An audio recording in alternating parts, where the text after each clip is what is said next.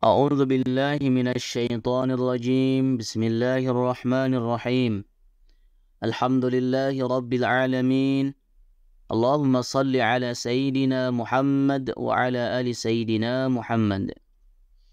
Syekh Sayyid Bakri Syata Ad-Dimyati menjelaskan dalam kitab I'anatul Talibin jilid 2 halaman 25 tentang hukum jika seorang sholat pada shaf yang kedua atau yang ketiga, padahal shaf yang pertama masih kosong. Bagaimanakah hukumnya kita sholat di posisi sholat pada shaf yang kedua atau ketiga, padahal shaf yang pertama masih kosong, belum sempurna, belum lengkap.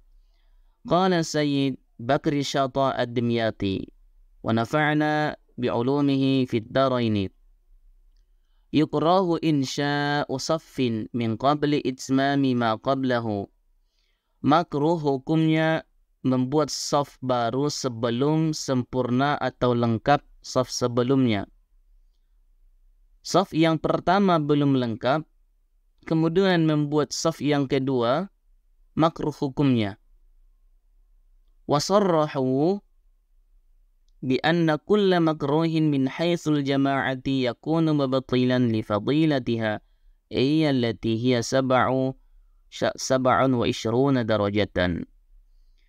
Wasarrahu, dan para ulama juga telah menjelaskan bahwasanya mengerjakan yang makruh dalam salat berjamaah, maka perbuatan itu akan menggugurkan fadilah berjamaah yang banyaknya 27 derajat. Meskipun perbuatan itu adalah makruh, namun dalam konteks salat berjamaah ini maka kita dikenai hukum makruh. Lantaran perbuatan itu makruh kita laksanakan, maka kita tidak mendapatkan fadilah keutamaan salat berjamaah.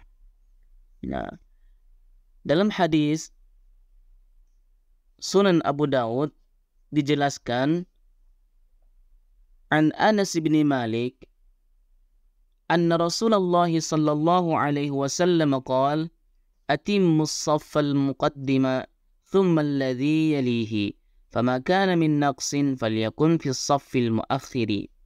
Dari Anas bin Malik radhiyallahu anhu bahwasanya Rasulullah sallallahu alaihi wasallam telah bersabda, sempurnakanlah saf yang paling depan, kemudian saf berikutnya.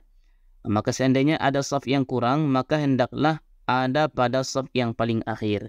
Nah, hadis tentang anjuran menyempurnakan saf terdepan ini menjadi landasan fatwa dan penjelasan para ulama yang kita jadikan kesimpulan tentang hukum salat pada saf yang pertama, padahal hukum salat pada saf yang kedua, yang ketiga, padahal saf yang pertama masih kosong. Jika seseorang salat pada saf kedua atau ketiga, padahal saf yang pertama masih kosong, dia itu dipandang berbuat makruh dalam salat. Karena itu walaupun salatnya tetap sah, namun ia tidak memperoleh pahala berjamaah.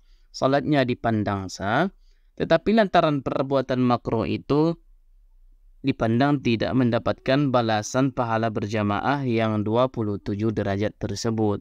Sebisa mungkin ketika kita salat, hendaklah kita menyempurnakan saf-saf terdepan demi kesempurnaan pahala yang banyak yang kita dapatkan ketika salat berjamaah.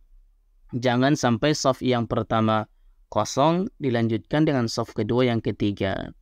Perbuatan ini nanti akan menjadikan gugur pahala salat berjamaah itu.